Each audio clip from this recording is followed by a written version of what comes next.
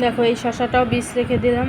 এর আগে একটা শশা অনেকটা লম্বা হয়েছিল, ওটা রাখলে ভালো হতো, আমার তো মনে ছিল না। মা বলছে অনেক দিন ধরে আর একটা বীজ রাখ, ভুলেই গেছিলাম, তাই ভাবলাম ওটা রেখে দিই। আর এই একটা শশা বীজ দিদির বাড়ি গেছি তখন বড় হয়ে গেছে, লাল হয়ে গেছে, আর তুলিনি।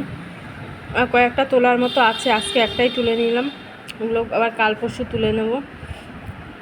গাছগুলো এত রোদ ওঠে না, গাছগুলো শুকিয়ে শুকিয়ে যাচ্ছে। আর এই যে ঝিঙে গাছগুলো দুটো তোলার মতো আছে, অনেক ঝিঙে ধরেছে।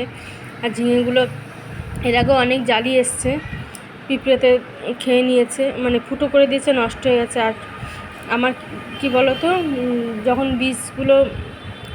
বীজ বসাই তখন টবের মধ্যে ছোট ছোট টবে বসিয়েছি, ওখান থেকে তুলে যে বস্তায় লাগাবো সেটাই আমার ভুল হয়েছে। অনেক ঝিঙে ধরতো, আমি বুঝতে পারিনি। আর ছোট ছোট টবে আর কত, তাও ভালোই হচ্ছে। এর আগে 5টা হয়েছিল, আর এখন আবার অনেকগুলো ধরেছে, আরও ধরতো, মানে পিঁপড়ে তো নষ্ট করে দিয়েছে, কড়িগুলো এসেছিলো। এরপর এবার লাগালে ঠিক করে বুঝে লাগাবো। আর এই যে পেঁপে গাছটাও দেখি ফুল এসছে, জানি না পেঁপে হবে কি না। এই যে কুলেখাড়া, এমনি তো রোজ কুলেখাড়া খাই, তো শরীরে রক্ত নেই বলে খেতে হয়।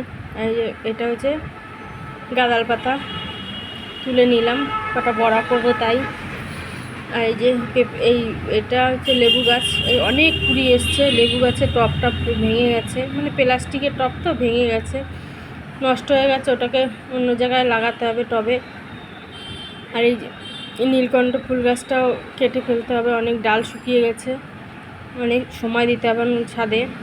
আর এই যে লঙ্কা গাছটা, এটাও 1.5 বছর বয়স হয়ে গেছে, অনেক লঙ্কা ধরেছিল, এখন ছোট ছোট হয় লঙ্কা, আর প্রচুর ফুল আসে, কুড়িও হয়, ঝরে যায়, কিছু ধরে, তাও ভালোই হয়, খারাপ হয় না বলবো।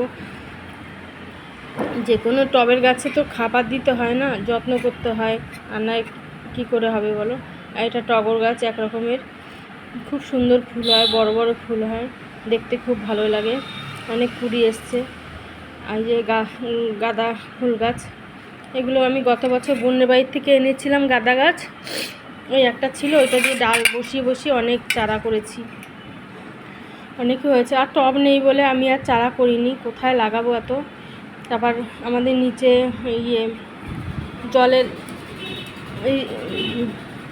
জলের ট্যাঙ্কি করছে, মানে মাটির নিচে কি বলে ওটাকে, আমার খেয়াল নেই, নামটা ভুলে গেছি, কিছু মনে করো না কেউ।